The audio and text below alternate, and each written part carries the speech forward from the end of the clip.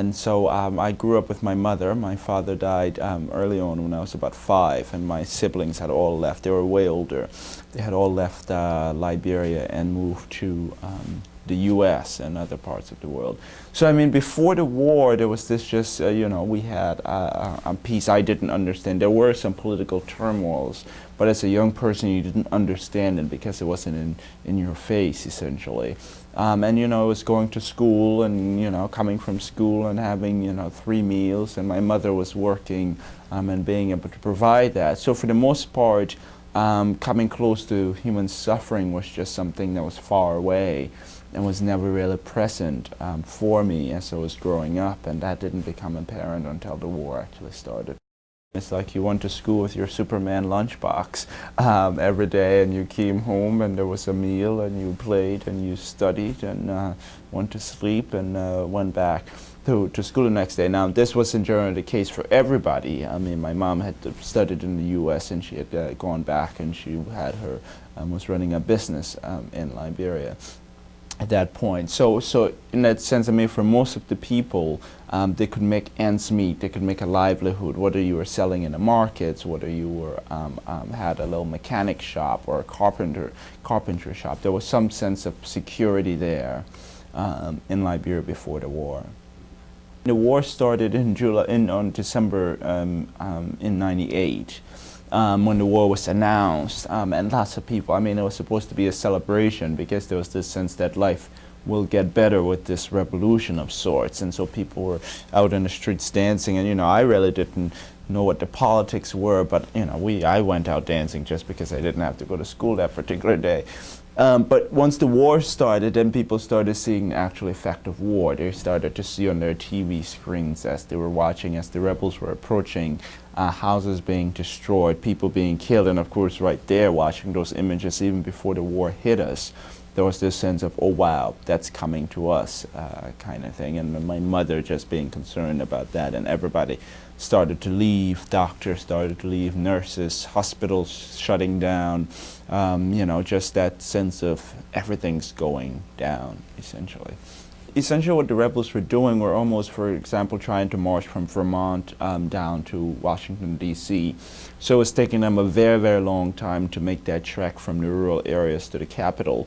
So for the most part, for several months, other than the TV, we weren't surrounded by the effects of war.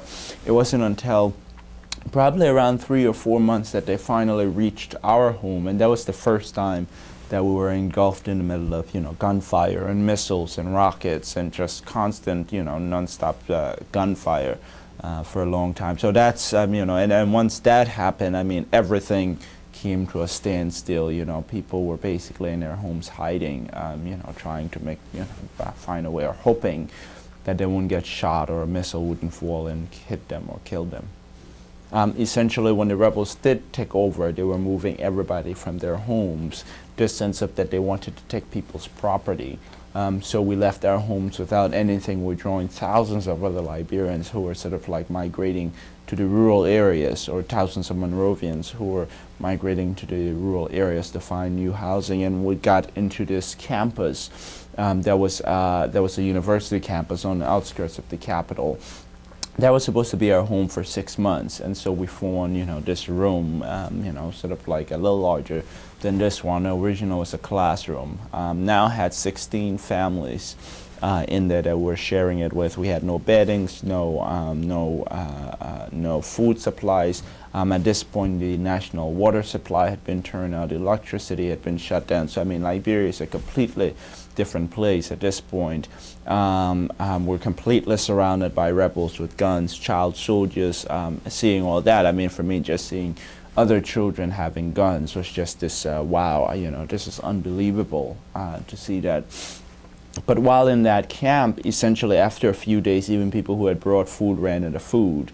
And just before that, you know, our parents had started having this assurance that, oh, not to worry, there will be international intervention. You know, the UN will send UN peacekeepers, they will storm the beaches, there'll be food drops. And so, you know, that's what parents were giving as this reassurance. But after a few days, I mean, that just started to go away, and then people started to get hungry and hungrier, and then to the face of starvation, and then children started to die, being the first to be most affected.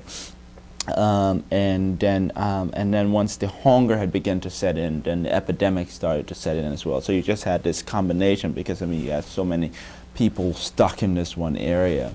And so with that, I mean, to survive, we were going out. Roots and leaves became our food. I mean, things that people never before imagined they would be eating, and drinking water. You know, you looked at the water, it was discolored, but you were drinking it just because you wanted to see the next day.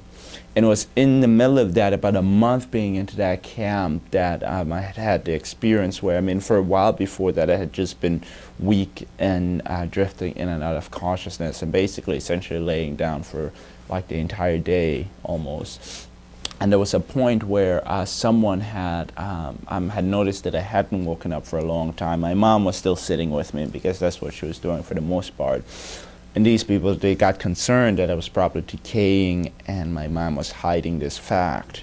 And someone came, they held her down, they felt my pulse, they realized, they said, he's dead.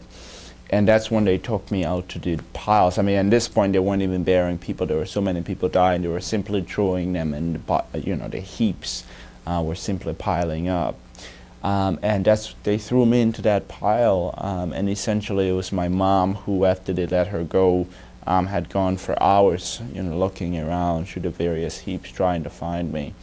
And all I remember from this is a feeling of shaking on my body, not knowing what's going on, looking up and not seeing my mom's, quiet, smiling face, but just seeing tears in her eyes. And then at the same time not realizing I was laying down on a pile of bodies, essentially. And they only told me several days later. And that was only a month into the camp, and we were there for 6 months, just going on the same old daily routine. Every morning bodies will come out of the rooms, every night people are crying from hunger. And so it was crazy times, just facing that starvation, facing the hunger. I mean, I thought I would be a chef at that point, because I was just imagining food all over the place. But yeah, it was probably the hardest period, or the hardest 6 months of my life. So, and many people didn't return. I mean, many people simply died. So of course that hope for international aid never came through until 6 months later. We eventually got rescued, the rescue coming not from the UN as we had hoped, but for the first time ever, African governments put together a multinational peacekeeping force, because they said we can't wait for the West to intervene, and it was called ECOMOG, and they came into Liberia in '91, I think.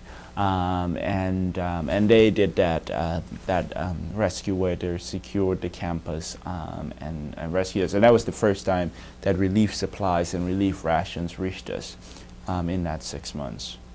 So, and then we did come back home after that, because of course there's nothing like home. Our home had been completely looted. There was nothing in it.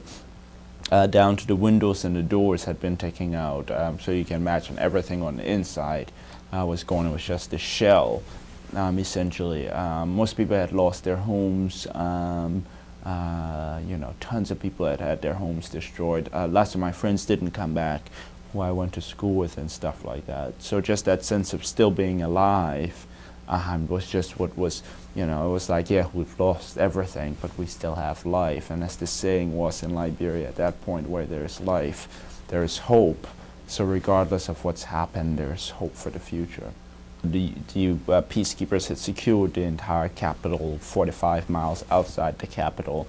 But for the most part, the rebel forces controlled 90% of the country. So Liberia is actually split, because now they call their section Greater Liberia, and we were in Little Liberia, just because, the peacekeepers only had a very, very small portion of the country. And so everywhere else war was being waged, because what was happening, the rebel groups were splitting, and then they were fighting against each other, trying to control the diamond territory and the gold territory, which in the end was basically what they were fighting for, not the liberation of the people as they had said, but simply to control the resources, and of course led by Charles Taylor, who had started the war and was simply causing destruction all over the rural areas.